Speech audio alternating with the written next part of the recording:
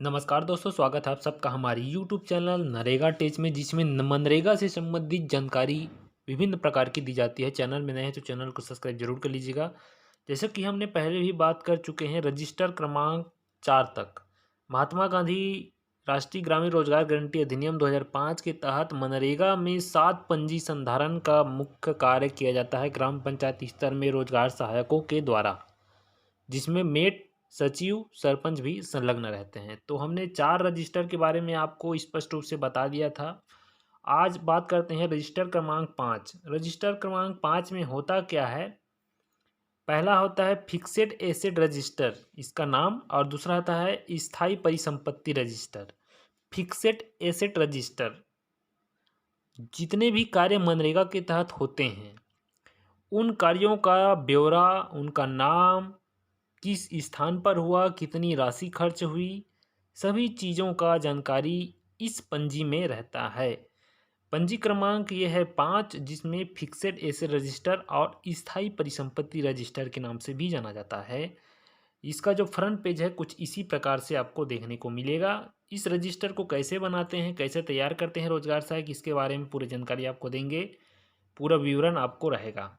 तो सबसे पहला इसका परिचय है। पहले 22 प्रकार के पंजी का संधारण किया जाता था नरेगा के तहत, लेकिन अब केवल 7 प्रकार के पंजियों का संधारण किया जाता है। इन 7 प्रकार के पंजियों में संपूर्ण जानकारी मनरेगा के तहत जितने भी कार्य होते हैं उसको संलग्न किया जाता है। अब बात करते हैं रजिस्टर क्रमांक 5 का मुख्य कार्य। प्राथमिक कार्य क्या होता है? महात्मा गांधी नरेगा के तहत जब पहली बार कार्य पूरा किया जाता है उस समय एक नई संपत्ति का निर्माण होता है। संपत्ति किसे कहते हैं? घर हो गया, कुआं का निर्माण हो गया, तालाब का निर्माण हो गया, तो ये सब एक गांव की संपत्ति होती है जो कि मनरेगा के तहत बना होता है। तो इसे प्राथमिक संपत्ति का नाम दिया गया और इसी संपत्तियों का पूरा लेखा जोखा ब्यौरा इस 5 नंबर के रजिस्टर में होता है। बात करते हैं इसके भाग की, तो दो भागों में इसमें को बनाया जाता है। पहला भाग, पहले भाग में जब भी गांव में कोई भी पहला कार्य होता है, जैसे कि नवीन तालाब निर्माण कार्य, वो होता है गांव का सबसे प्राथमिक कार्य, वो पहला कार्य हुआ। दूसरा भाग में क्या लिखते हैं? जब उसी नवीन तालाब निर्माण कार्य में पुनः गहरीकरण का कार्य हो जाता है तब वो आता है दूसरे भाग में, जिसे पश्चवर्ती कार्य भी कहा जाता है। यही चीज़ें मुख्यतः इस पंजी में आपको स्पष्ट लिखनी होती है। और बनाने का जो तरीका होता है उसको बात करते हैं। तो रजिस्टर क्रमांक 5 का A4 साइज की गुणवत्तापूर्वक 200 पृष्ठ की लाइनिंग कॉपी की पंजी होती है, जिसमें वास्तविक में हर नई परिसंपत्ति या उसमें आने वाले कार्यों का विवरण को एक साथ रिकॉर्डिंग करके अवलोकन करके उनका उद्देश्य ए और बी को बनाया गया, जो रजिस्टर के आमने सामने पृष्ठों में होती है। जिस भी कार्य के नया स्वीकृति से लेकर पुराना कार्यों की स्वीकृति में नया कार्य होता है उसको इस पंजी के माध्यम से बनाया जाता है। और तैयार करने का तरीका से बात करते हैं। इसको 2 भागों में बनाते हैं। जो पहला भाग होता है पंजी का रजिस्टर का कवर भाग, वो कुछ इस प्रकार से होता है, जिसमें पंजी का क्रमांक रहेगा और मनरेगा के तहत स्थायी परिसंपत्ति रजिस्टर, जिसमें सबसे ऊपर में ग्राम पंचायत का नाम, जनपद पंचायत का नाम, जिला का नाम और राज्य के नाम। हाँ, अगर आपके ग्राम पंचायत में 2 से 3 गांव आते हैं तो उसको आप अलग से इसमें लिख सकते हैं। तो इस प्रकार से पहला पेज होता है।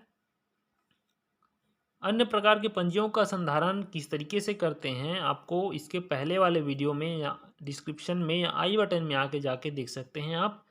आज हम 5वां नंबर की रजिस्टर की पंजी की बात कर रहे हैं, इसको किस तरीके से तैयार किया जाता है। तो कुछ इस प्रकार से आपको पंजी दिखाई देगा, जिसमें भाग ए इस प्रकार से रहेगा और भाग बी कुछ इस प्रकार से रहेगा। भाग ए में वही काम होते हैं जो पहले सबसे स्टार्टिंग में शुरू होता है, और उसके बाद भाग 2 में उस कार्य में अग्रणी जो कार्य होते हैं उसको यहाँ पर लिखा जाता है।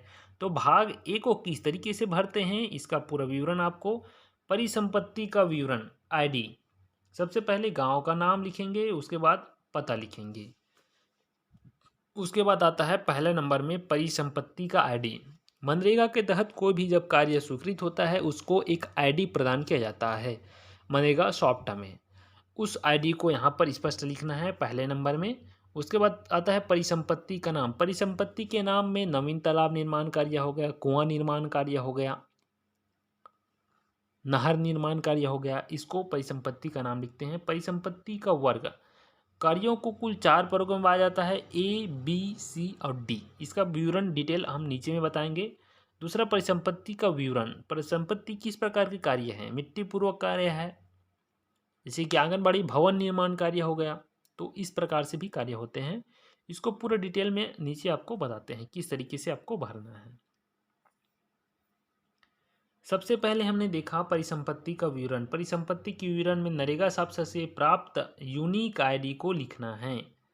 दूसरा आता है परिसंपत्ति का नाम। प्रशासकीय स्वीकृति में जो कार्य नाम दिया रहता है उस कार्य नाम को यहाँ पर आपको परिसंपत्ति के नाम में लिखना है। तीसरा नंबर में आता है परिसंपत्ति का वर्ग। हमने बताया कि परिसंपत्ति टोटल 4 वर्ग में होता है। पहला वर्ग क्या आता है, ए वर्ग में प्राकृतिक संसाधन प्रबंधन से सामुदायिक कार्य होता है। दूसरा आता है दुर्बल वर्ग, व्यक्ति मूलक कार्य बी कैटेगरी में आते हैं। और सी कैटेगरी में एनआरएलएम से संबंध, स्व सहायता समूह से संबंध कार्य आते हैं। और डी कैटेगरी में ग्रामीण अवसंरचना से निर्मित वर्गीकृत। तो ये 4 प्रकार की कैटेगरी होते हैं, उसमें से आपको भरना है। चौथा नंबर आता है परिसंपत्ति का विवरण। परिसंपत्ति के विवरण में जैसे कि तालाब हो गए तो उसकी गहराई, सड़क हो गए तो उसकी लंबाई, वर्ग मीटर, भवनों को क्षेत्रफल, घन मीटर, डबरी का निर्माण, मीटर में कुएं की गहराई, हेक्टेयर में भूमि सुधार कार्य, इन सब चीज़ों को परिसंपत्ति के विवरण में आपको लिखना है।